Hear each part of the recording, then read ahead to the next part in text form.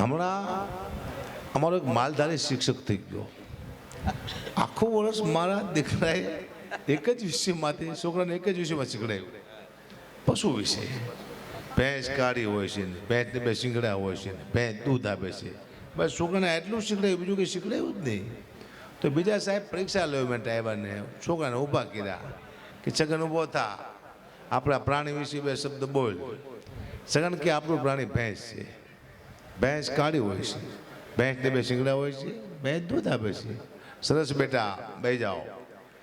મગન તું બોતા, આપણી શાળા વિશે આપણી સ્કૂલ વિશે બે શબ્દ બોલ. મગન કે આપણી શાળા સુંદર છે, આપણી શાળાની બહાર એક ભેંસ ઊભી હોય છે, ભેંસ કાળી હોય છે, ભેંસને બે શીંગડા હોય છે, ભેંસ દૂધ આપે છે. સાહેબ કે બે જા સાલા એકને એક વાત કરે છે. બેટા માધવ તું પોતા, આપણા વડાપ્રધાન વિશે બે શબ્દ બોલ. માધવ કે આપણા વડાપ્રધાન નરેન્દ્ર મોદી છે, એ ભેંસનું દૂધ ખાય છે, ભેંસ કાળી હોય છે, ભેંસને બે શીંગડા હોય છે, ભેંસ દૂધ આપે છે. અને સાહેબ અહીંયાથી કંટાળીને ગાડી લઈને ભાગ્યા બિચારા. તો બહાર જઈને સાહેબ સીધા ભેંસ અરે ભટકાણા.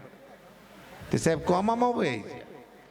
મહિના પછી સાહેબ ભાનમાં આવ્યા. સાહેબને કોઈ પૂછ્યું કે સાહેબ શું થયું? કે ભેંસ ભટકાણી, ભેંસ કાળી હોય છે, ભેંસને બે શીંગડા હોય છે. બોલો બહાર કે સાહેબ ત્યાં લોકો નહીં, દુઃખની વાત છે, કરવી પડશે. બે કાળી છે ને બધા, દુઃખની વાત છે પણ કરવી પડશે. આ હે ને મેં હમણાં કીધું હતું કે હું સલાહ નથી આપતો. એકવાર સલાહ આપી હતી વ્યસન ન કરવું એવી, ત્યારનું મેં બંધ કર્યું છે. પણ વ્યસન કેટલું નુકસાનકારક છે હું તમને કહું. મને અનુભવ છે. હમણાં કંઈક વ્યસન મુક્તિનો કાર્યક્રમ હતો અને મને તો ખબર નથી કે વ્યસન મુક્તિનો કાર્યક્રમ છે. અહીંયા જો પછી ખબર પડી કે આ વ્યસન મુક્તિનો કાર્યક્રમ છે. હું જઈને બેઠો તો બધા સાહેબો અધિકારીઓ આવ્યા. મને કે ગુબા એક કામ કરો. શું? બધાને તમાકુ બંધ કરાવી દો, બધાને બીડી બંધ કરાવી દો, બધાને દારૂ બંધ કરાવી દો. મેં સાહેબ મેં ચાલુ કરાવ્યું હે કે ના? તો હું શું લેવા કરાવું? તમે કરાવી દો. મને કહો બંધ કરાવવાનું. 5 કરોડ માણસનું એમ કહું, 5 કરોડ માણસને કે તમે બીડી બંધ કરી દો, એના કરતાં 5,000 કારખાના બંધ કરો એટલે બીડી બંધ થઈ જાય. તમે 5 કરોડ માણસ એમ કહો કે તમાકુ બંધ કરી દો, એના 5,000 કારખાના બંધ કરો એટલે તમાકુ બંધ થઈ જાય. આમાં સલાહ આપવાની જરૂર છે નહીં. પણ નુકસાનકારક શું છે વ્યસન? તમને દાખલો આપું. 4 મિત્ર ફૂલ થઈ ગયા મારા દીકરા, એવા ફૂલ થઈ ગયા કે હાલો આપણે પાર્ટી કરી. એક મિત્રએ કીધું કે આપણી પાસે પૈસા નથી, આપણે પાર્ટી કરશું છે નહીં. બીજો મિત્ર બોલ્યો કે મારા ઘરે એક બોકડો બાંધ્યો છે, હું જઈશ તો મારી વહુને ખબર પડી જાય, તમે લઈ આવો. બોલા 3 ફૂલ થઈ ગયા મારા દીકરા. બોકડો લઈ આવ્યા, એની પાર્ટી કરી નાખી બોકડાની. સવારે પડ્યું, દારૂ ઉતરી ગયો, ઓલા પીધેલો હતો ઘરે ગયો. ત્યાં ઘરે ગયો તો બોકડો બાંધેલો. એની વહુને કે આ બોકડો ક્યાંથી આવ્યો? એની વહુ કે બોકડો મુઓ તારો બાપ રાતનો કૂતરો લઈ ગયો, જડતો નથી. બોલો મારા દીકરા કૂતરો ઉપાડી જાય. એટલું બધું વ્યસન નહીં કરવાનું કે આપણે હું ખાઈ જાય આપણને ખબર ન પડે. હા, આપણે પત્નીના પતિને કીધું તમને ખબર છે? એનો પતિ કે શું? કે હું રવિવાર રહું છું, હું મંગળવાર રહું છું, હું બુધવાર રહું છું, અમાર રહું છું, હું પૂનમ રહું છું, હું કેટલું બધું રહું છું. એનો પતિ કે તું ખાલી હકણી રહી, તો કઈ રહેવું ને શાંતિથી બેન તો રહી જ છું. અને મેં પત્નીની એક બુદ્ધિ જોઈ છે. એક પતિ અને પત્ની વાત કરતા હતા, એમાં પત્નીનો જે છેલ્લો જવાબ હતો લાસ્ટ, એ અદ્ભુત હતો. પત્નીના પતિને પૂછ્યું કે આ પુરુષ મળી જાય ક્યાં જતા છે? એનો પતિ કે સ્વર્ગમાં. તો કે સ્ત્રી મળી જાય ક્યાં જતી છે? એનો પતિ કે એ સ્વર્ગમાં. તો કે પુરુષને ઉપર શું મળતું છે? એનો પતિ કે અપસરા. તો કે સ્ત્રીને ઉપર શું મળતું છે? એનો પતિ કે વાંદરું. એની પત્ની કે તમારે સારું કા? એનો પતિ કે કેમ? કે તમારે તો અહીંયા અપસરા, અહીંયા અપસરા, અમારે તો અહીંયા વાંદરું, અહીંયા વાંદરું. અદ્ભુત બુદ્ધિ કામ છે એની. ખતરનાક મોટી વાત કહેવાય. હા, આપણે બહેન દીકરી એક લગ્ન ગીત બનાવ્યું છે. એ આપણે બહેન દીકરી બનાવ્યું છે, પણ એટલા બુદ્ધિથી બનાવ્યું છે. એના શબ્દ એવા છે કે મોર જાય છે ઉગમણી 10, મોર જાય છે આથમણી 10, વળતા જાય છે વેવને માંડવી. આપણી દીકરીએ બનાવ્યું. મોરને ક્યાં મોકલો? ઉગમણો, આથમણો. દિશા તો 4 છે: ઉગમણું, આથમણું, ઓતરાદું, દખણાદું. પણ નહીં, બહેનોએ મોરને 2 બાજુ જ મોકલો, ઉગમણો ને આથમણો. શું કરવા?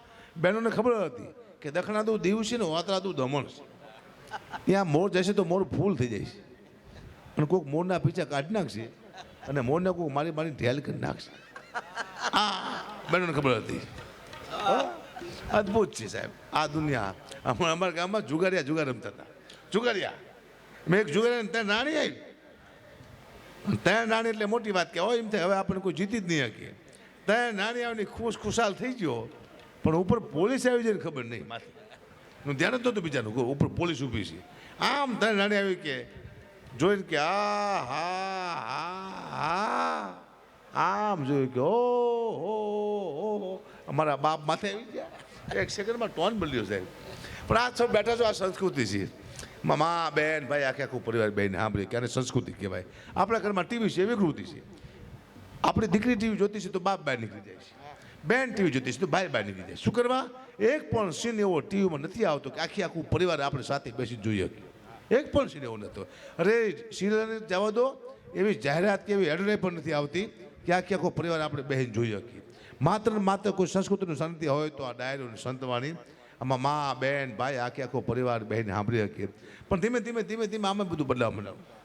સત્યાનાશ નીકળી ગયો ને. હું તમને ઝલક આપું. તમે પહેલાંના લોકગીત સાંભળો, જો આપણા ગુજરાતી અત્યારના સાંભળો બદલી ગયા છે. તમે પહેલાંના ગુજરાતી ગીત સાંભળો, અત્યારના સાંભળો બદલી ગયા છે, નથી મજા આવતી. તમે પહેલાંના રાહડા સાંભળો, અત્યારના સાંભળો બદલી ગયા છે.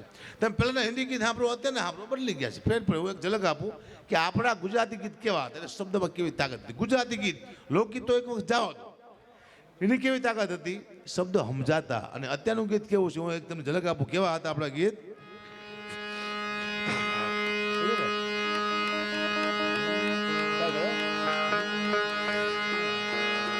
કે તમારા દલડા ને વારો મારા રે હમ માનો જે રે.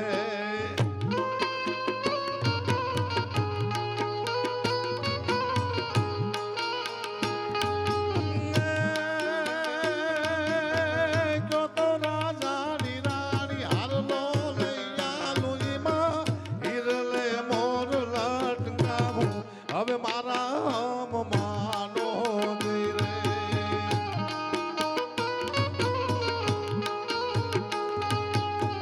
તમારા દલડાને તમારા રોદિયાન હે તમારા મનડાને મારો મારા રે હમ માનો રે.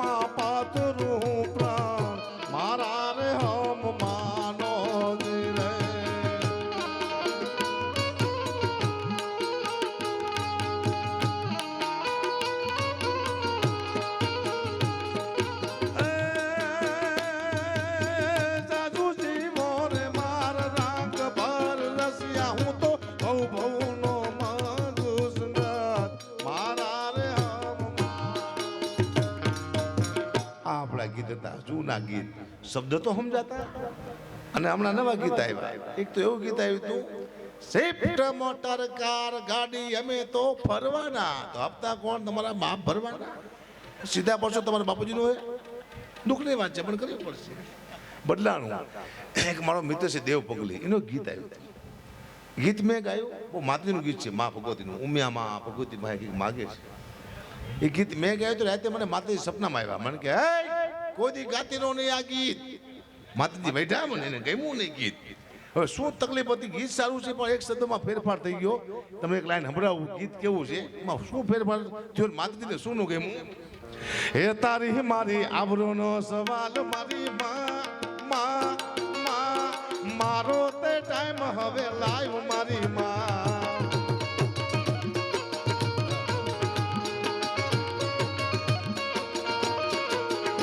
અલ્લાહ નો તે દહકો આયો મારી માં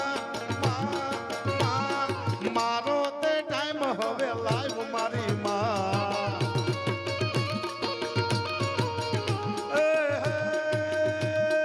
અંતરની વાત તું જાણે મારી માં, મારે બીજું તને કાંઈ જોને કેવું પડે ના. આ તો તારી મારી આબરૂનો સવાલ મારી માં મારો તે ટાઈમ હવે લાઈવ મારી માં.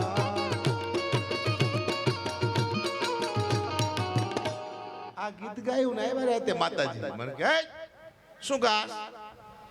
મેં તો તારી મારી આબરૂનો સવાલ મારી માં. મને કે બેટા તારે આબરૂ નહીં હોય મારા દીકરા, મારે છે કે તું બેની આબરૂ બેટા ભેગી શું લેવા કરે? તારી મારી આબરૂ એટલે બેની આપણી હરકી છે. મેં તો નોકી પાય તું એવું ગા કે આજ મારી આબરૂનો સવાલ મારી માં. તારી મારી આબરૂ કોઈ ગાતો નહીં. પછી મેં કેન્સલ કર્યું. એટલે કે નવરાત્રિમાં હું એક ગરબો રોજ ગાતો. મારી તારા પાડે વાંજિયા આવે, મારી તારા પાડે લંગડા આવે, મારી તારા પાડે નિર્ધન આવે. રોજ મારે ગરબો ગાવાનો જ તે નિયમ થઈ ગયો મારો. મેં આયા રાતે માતાજી મને કહે શું ગાસ? મેં તારા પાડે આંતરા આવે, તારા પાડે લંગડા આવે, તારા પાડે નિર્ધન આવે. મને કે તારી પાસે કોઈ હારો માણસ છે જ નહીં બેટા. લંગડાને દવાખાને મોકલો, શું તમારું બાપુ ઠેરું છે? પછી મેં કેન્સલ કર્યું. પણ આપણા ગીતના શબ્દો એવા છે, સાંભળી શીખાય અને સમજી શીખાય. મારી તારા પાડે વાંજિયા આવે, મારી તારા પાડે આંધળા આવે એટલે આખું નો એની વાત નથી. આ મારી તારા પાડે લંગડા આવે એટલે પગની વાત નથી. મારી તારા પાડે પાંગડા આવે એટલે હાથની વાત નથી. અર્જુનને કીધું કૃષ્ણ ભગવાન કે હું તને દ્રષ્ટિ આપું. અર્જુન પાસે તો આખું હતી જ તે, તો દ્રષ્ટિ શું લેવાય? માતાજી એમ કે છે, આનો શબ્દ આના અર્થ અલગ થાય છે કે હે માં મને એવા હાથ આપ કે હું સારું કાર્ય કરી શકું. હે માં મને એવા પગ આપ કે હું સારા રસ્તે સારી શકું. હે માં મને એવી આંખો આપ કે હું સારું જોઈ શકું. આનો મતલબ આ થાય આપણે અવરું સમજીએ. અમુક ગીતો છે એવા ખોટા ગવાય છે, મારા દીકરું કોઈ કહેવા મારું નથી. સૈયર મોરી રે ચાંદાના પસવાડે સૂરજ ક્યારે ઉગશે. ખોટીના પેટનું ગીત છે, ગેરંટી હું આપું તમને. સૈયર મોરી રે સૂરજના પસવાડે ચંદ્રમાં ક્યારે ઉગશે. આ શબ્દ છે. લક્ષ્મી અને ધરતી વાત કરે છે એકબીજાને.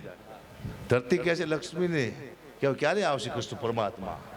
સૂરજના પસવાડે ચંદ્રમાં ક્યારે ઉગશે. પછી હાતમને હોવારે આઠમને અજવાળે કોટનું છે એવું બે ભેગું જ થતું. શ્રાવણ ને સોમવારે આવા શબ્દ છે પણ કોઈને પડી જ નથી. કારણ કે આ યોગ તાલનો છે, શબ્દનો નથી.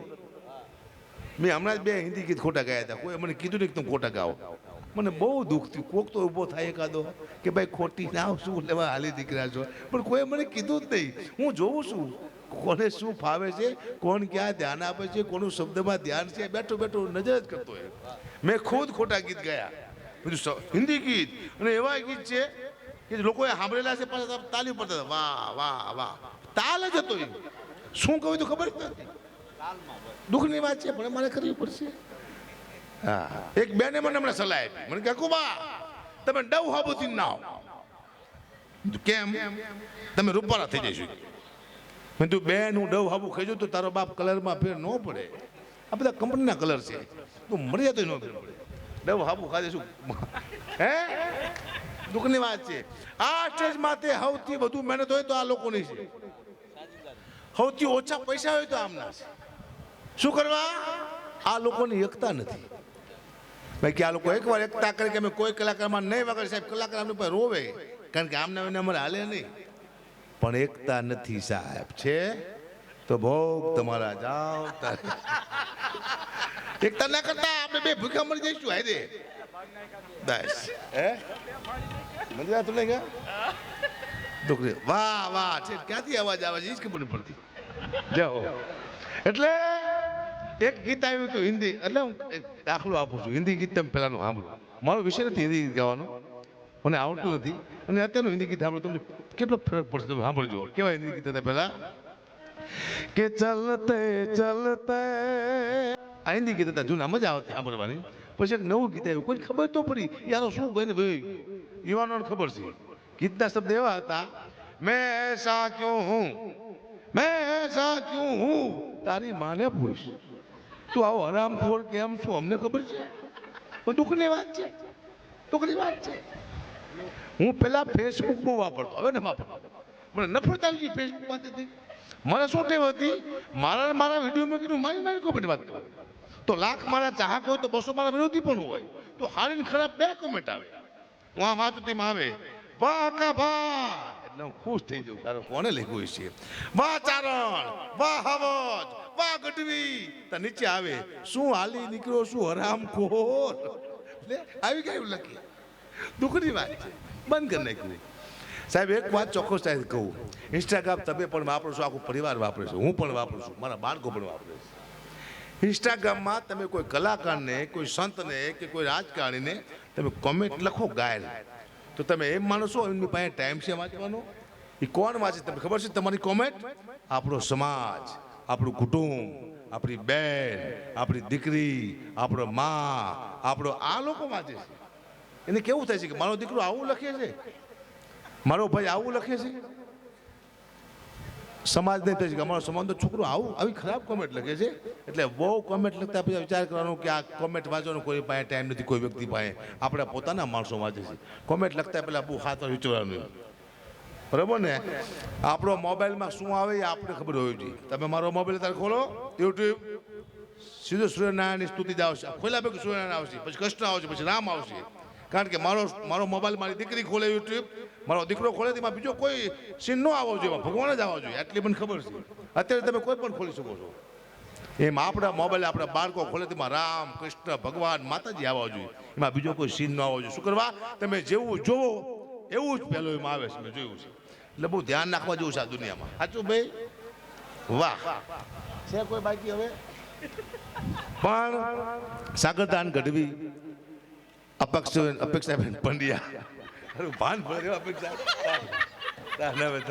અપેક્ષાબેન નામ જ એવું છે અઘરું છે આનું લેવાય એવું નથી ભૂલી જ જવાય છે પણ બ્રાહ્મણની દીકરી છે અને માતાજીની કૃપાની માથે એવી થઈ જાય અમે લગભગ 10 વર્ષથી સાથે પ્રોગ્રામ કરીશ એ 5,000 લેતી હું 5,000 લેતો હતો હવે એ 5 લેતી હું 5 નથી લેતો હા મને કે વીટી બીટી તમે શું લેવા પહેરો છો આટલી વીટીઓ ફોર્ચ્યુનર ગાડી આ સીન નાખવાનું કારણ શું મને આવો પ્રશ્ન ગુસ્સામાં આવ્યો હિન્દુભાઈ સીન નથી નાખતા કે તો મેં તું મહાભારતના યુદ્ધને 5 દિવસની વાર હતી અને કૃષ્ણ ભગવાને કીધું એના મિત્રને કે હાલો આપણે બધાને એકવાર મનાઈ આવી ભીષ્મ પિતા દુર્યોધના બધાને તો કદાચ યુદ્ધ બંધ થઈ જાય તો આપણે ઘણા બધા સૈનિકો બચી જાય માણસો અને રોજ કૃષ્ણ ભગવાન મિત્રો સાથે બનાવવા જાય દ્રોણ ગુરુ દ્રોણ ને ભીષ્મ પિતા ને કૃપાચાર્ય ને અશ્વત્થામા ને રોજ જાય બનાવવા પાછા આવે એમાં એક દિવસ કૃષ્ણ ભગવાન મોડા પડ્યા એટલે મિત્ર ઘરે ગયા ભગવાન ક્યાં છે કે તૈયાર થાય છે બેસો